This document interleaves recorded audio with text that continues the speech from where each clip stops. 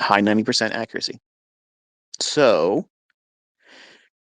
you're learning how I don't need to be in there everyday trading and how you don't need to be in there everyday trading. You're not trying to romance the outcome of everything that you do as a trader. You're embracing the uncertainty. That's different. You're embracing that hard right edge where you know that you have tools and perspectives and processes, protocols that you can follow that remove the need to be right. How many times have you watched that opening gap go back to its mid gap since I now taught it to you? Very few times that it fails to do so, but more inclined to do what? What I said. And I can promise you, over the last 40 years, 4 decades, it's done that.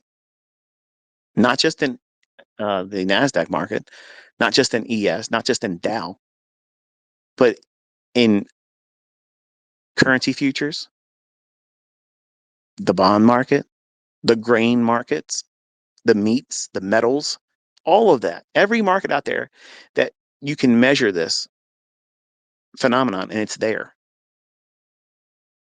Even if it doesn't have a separation of time like we view indices, like indices have in electronic trading hours, they stop. And they have a regular trading hours time where they stop and they restart at 6 p.m. And then we have regular trading hours starting at 9:30 a.m. It's important to have that information because that information gives you a perspective that the general public doesn't perceive. They don't see it. They may recognize there's a gap,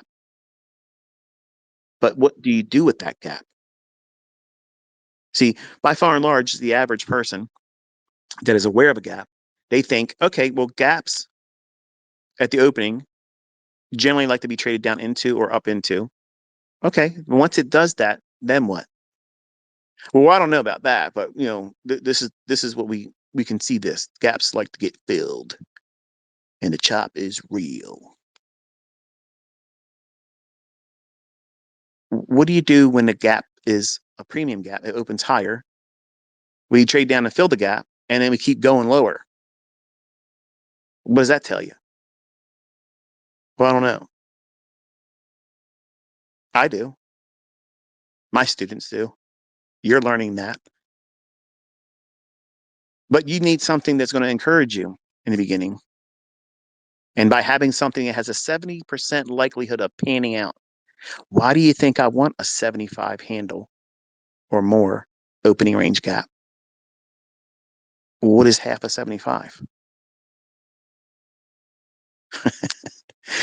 It's an easy 25 to 30 handle run. And that's all you need.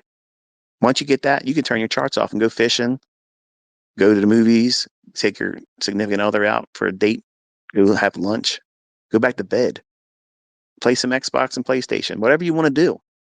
Go to the gym because your day's done.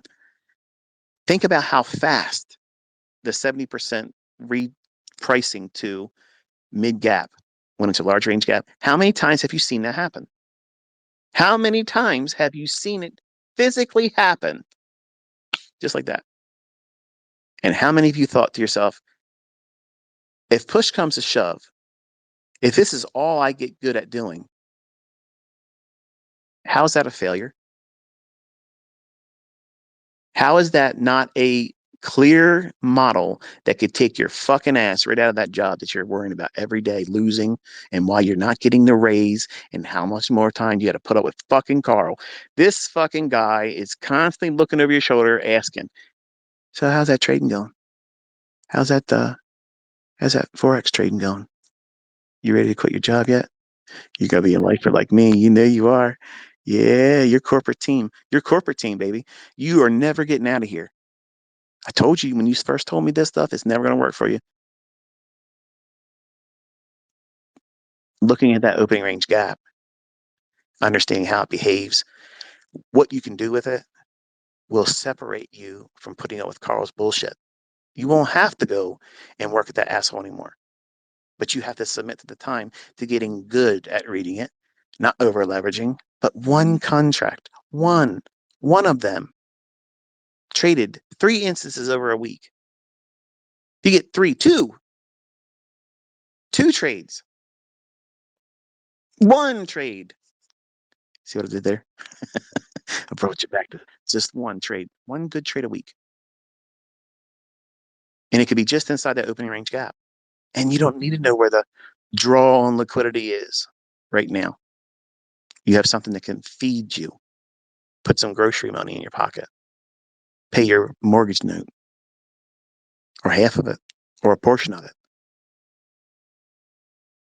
And that little tiny victory, that little tiny footing, that sure footing underneath your feet will give you the confidence and to remind you, you know what?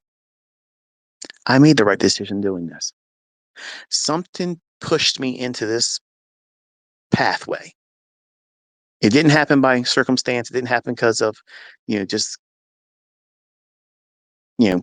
luck. You were placed in my path for a reason. We came together for some cosmic reason. Okay. And all you need to do is give yourself the opportunity to taste it one time, following the rules. And when you do that, you'll have every bit of the confidence to lean back on that one moment, that one instance where it happened in your hands. The bug will have bitten you. You will have been infected with it. You're ICT positive now. You're infected. And you'll go in looking for these types of things, these smart money signatures, and it'll encourage you because you've tasted it. You've seen it happen in your own hands.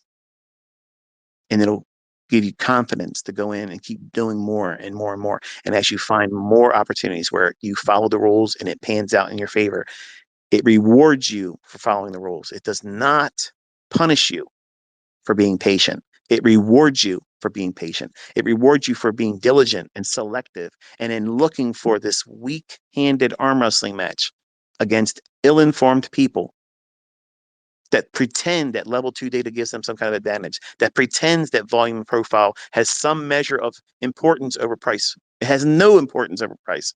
It's only showing you what's already happened. It's not telling you where it's going to go. But understanding how looking at less informed traders and how they think about the market, how they internalize what price is likely to do. And when they get sentiment driven, a gap opening higher, the public's going to eat that up and think it's bullish. And when they start to run it up a little bit higher, you're going to smile and you're going to say, I'm not buying that. That's the Judas swing. Because inside that opening range, that first 30 minutes, a Judas swing is going to form. And the gap is telling you right away where the initial draw is going to be. A gap higher, okay, you're looking for mid gap. Is there a range in there for 25 to 30 handles? You have a shoe in easy lead pipe cinch trade. All I got to do is wait for it to come down below a buy side and balance sell side deficiency if it's gap up higher. Once it breaks below that, look for that gap to act as an inversion fair value gap. That's all I did Friday. That's all that was. That was not me painting a fair value gap to go long in. When the whole time of that morning I was saying I would not be buying this. I would not be buying this. I would not be buying. I told you, even if it ran up to primary buy side, I would not be in that long. Why? Because I taught you the opening range is going to be like a black hole, a vacuum that's going to pull price down into its midpoint. And how it trades to that midpoint in terms of the speed, how fast it gets there, and what does it do as soon as it hits it? Does it pierce right through it? Or does it repel back up?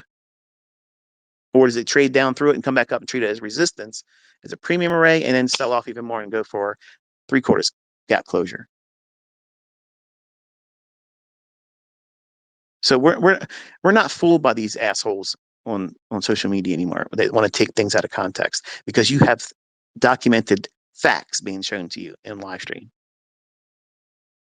I'm not ambiguous. I'm telling you what I want to see, what I'd prefer to see, and where the actual PD rates are talking, where they're saying this is what's likely to do. And if you can't see that, you're lost. You're lost and you're untrainable. You're unteachable. I can't do anything for you.